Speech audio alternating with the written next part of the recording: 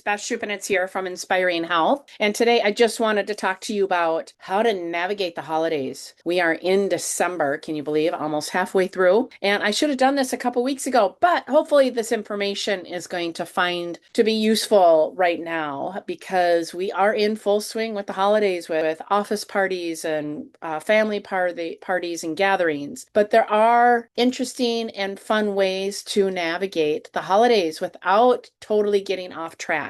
So just to connect with you and tell you a little bit about me is that I'm a mom of two boys. They're 20 and 17, and I'm a wife to Greg. I love to be in nature. I love yoga and moving and exercise and real foods and Jesus. I am currently a functional blood work specialist and a nutrition response testing practitioner with about 25 years of experience coaching clients on how to live healthier lifestyles, how to organize their plate, how to manage their food, and how to decipher their labs. I have a 7-day sugar cleanse, which is an online do-it-yourself program, as well as a 90-day rise up program and one-on-one coaching where I review people's lab work. So with all that being said, let's get to it. So a little bit about my story growing up is that I was a prior sugar addict. Now, why was that? Well, I had bronchitis 15 times by the time I was 19 years of age. And in elementary school, I was sick. Change of seasons. You know, I played soccer and track, change of seasons, fall and spring. And I had befriended one of the cooks at my elementary school. And before my track meets, I would ask her for a half a styrofoam cup of white sugar. And I would down that before my track races because somewhere along the line, I thought that sugar would make me run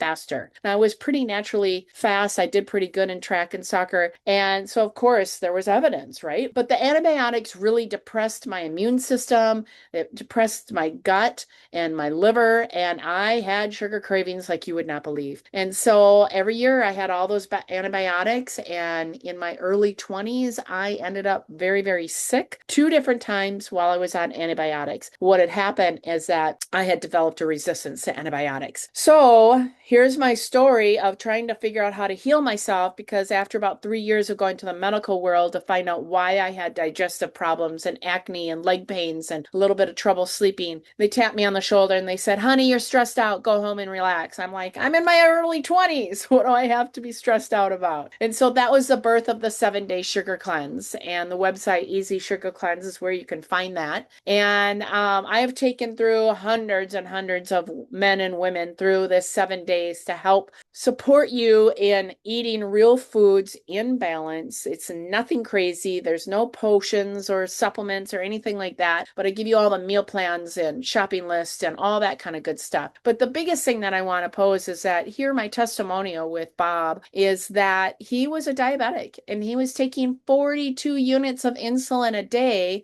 And by the end of that cleanse, after 7 days, he was down to 10. In 7 days, he went from 42 units of insulin to 10. So eating real foods in balance does that. It balances out your blood sugar. It lowers your insulin level, which does take time. And that's what I like to teach people is really getting rid of all those sugar cravings and things that are causing havoc in the body. So how do we eat through the holidays when it's the most sugar-filled issue going on in our society every single year at this time? And it really starts at Halloween, if hopefully you agree with that, because all the candy from Halloween. How many of you still have Halloween candy laying around? And it's December.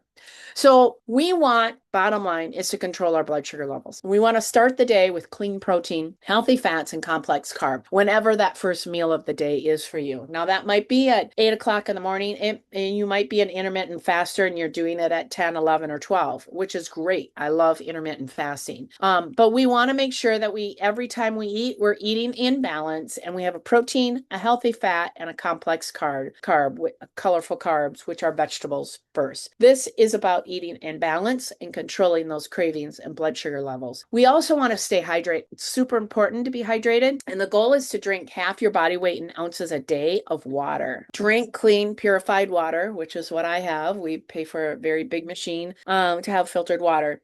And water helps us with our lymphatic system, which definitely gets clogged up when we're not moving as much. It helps with achy joints and weight loss, digestion, skin, energy, cravings, headaches, and a host of other benefits. It is super important to make sure that you're well hydrated. So drinking your water. And if you can add electrolytes to it, even an added bonus. When we're at these holiday parties, when we're at these meals and festivities, we want to make sure that we're not depriving ourselves, because psychologically that can kind of cause other issues. But we want to make sure that we're in portion control. And so I always tell myself, yes, Beth, you can have that dessert or that brownie or that cheesecake, as long as you have a protein, a fat, and a colorful carb before. And I'm going to show you some other tips to do along with it. But typically, a lot of times then, I don't really want the dessert, or I'll only eat half of it at that time then. So really important to understand, it's portioning out some of your foods is really important, and eating in a specific way can be super helpful to decrease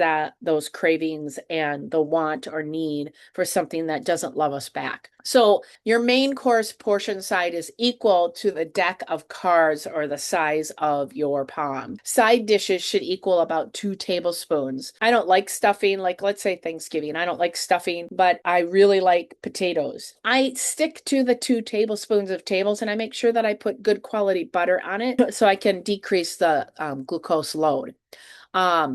And when you do smaller portions in the beginning, waiting 10 minutes before you get seconds really will slow down, because it takes our brain 10 to 15 minutes to know that we've even had food come down the chute. So if we slow down our eating, take smaller portions, and wait before we get seconds, you will be shocked on how much less that you do consume. So when you go to a holiday party, how do you navigate that? Is that we want to eat before we go to the party. Now, not a full-fledged meal, but have a little something so you don't show up to the party absolutely famished and all you can think about is eating every single thing on the party table. So I always eat something with high protein or fat, maybe a beef stick, maybe a handful of nut, maybe some cheese with the beef stick, something that's higher protein. Cottage cheese is a great one that is going to satisfy me but not make me so hungry later on that I want it eat everything in sight. So eating a little bit before you go is huge. Drinking a big old glass of water before you arrive is really, really important, because when we have hydration in check, guess what? We are less hungry. And plan to do an 18 to 24-hour fast the next day after you indulge, because that way, if you do indulge a little bit, you already have a plan that you're going to fast the next day. So that way you can use up that excess glucose or sugar that you take in from eating foods that you may not like or may not love you back, that you actually do like.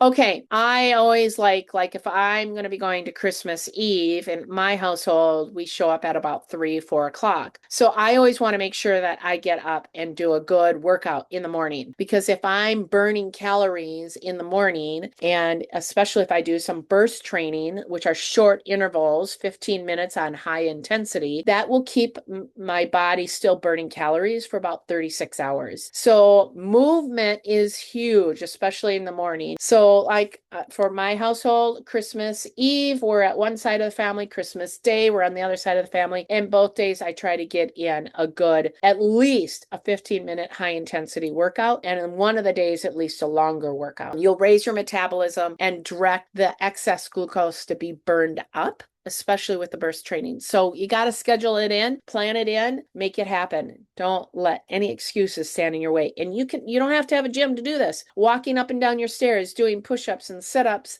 even wall push-ups work, planks, squats, all of those things are so helpful. Okay, so when you're attending a holiday party, if you can bring a dish to pass, that is awesome, because then you can control that there's at least one thing that you know for sure that you can choose from, and it will be healthy for you. So a few ideas might be hummus guacamole with a veggie tray, a fruit tray, chicken wings, deviled eggs, chicken salad supreme, a chili, little bowl of chili is yummy, trail mix, black bean meatballs, or black bean brownies. All of these are great, loving upgrades, alternatives for you to have something healthy available for you to munch on. Developing some positive rituals. So like I talked a little bit earlier, is about negotiating with myself. And that is, if I tell myself there's all all these desserts there and I tell myself, nope, you can't have any desserts. Oh, that's bad. You can't have it. Well, psychologically, my personality says, oh yeah, watch me. I'm going to have a dessert. But if I negotiate with myself and I tell myself, hey, you can have that dessert, but before you have to have a protein, a fat, and a colorful carb,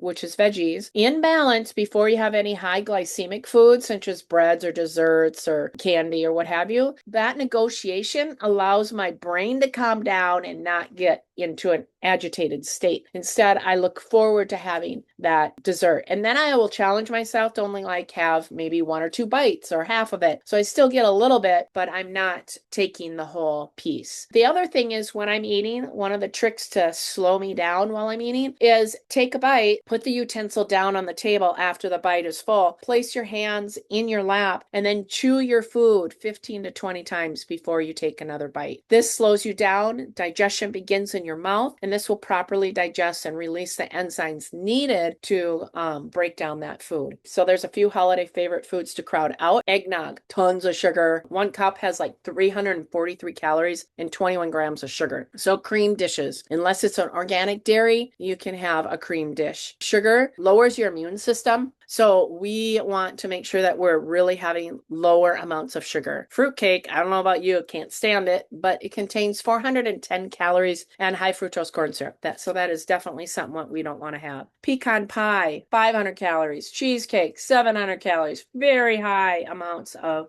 calories in these food items. Candied fruit vegetables, or root vegetables. Why do we have to put sugar or honey or maple syrup or molasses on veggies? They're so much better with salt and pepper and butter. So try to stay away from the candied vegetables. Canned cranberry sauce. Oh my goodness. So much sugar in those, and you can make cranberry sauce very easily at home with less sugar. And then pastries and croissants, as we all know, that's breads and flours. After seeing the list of crowd outs, understand all of them can be replaced with their healthy counterparts. That's what I call loving upgrades. And I'm happy to help you brainstorm some of what those family favorite holiday treats could be with some loving upgrades. So if you want some of that, email me, Beth at inspiringhealthsolutions.com, to receive a holiday dessert ebook, and just put in the subject line loving upgrades and I'll know what that is. Other things to do during the holidays: take your multivitamin and mineral blend along with your fish oil, along with a good antioxidant and vitamin D supplement. These are the basic nutrients that our body needs to function normally. But remember, I live in Minnesota. I don't know where you're living, but we typically don't get enough sun, movement, or nature time. We're typically eating more sugar during the winter months. Having these supplementation in place will at least give our body the tools and building blocks to keep a healthy body and healthy cells. Supplementation is key. This is something that I help my clients do as well.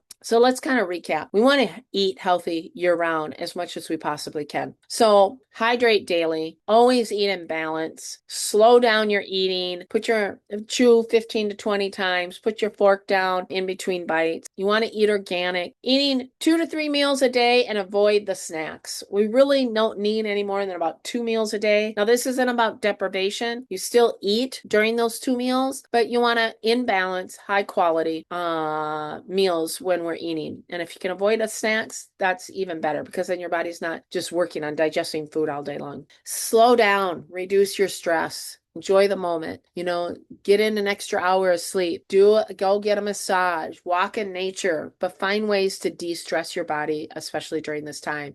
Hopefully this is helpful for you. I wish you a very, very happy holiday season. My wish for you is to love, peace, and a sense of calm. If there's any questions that you may have, please reach out to me. I hope you enjoy this season.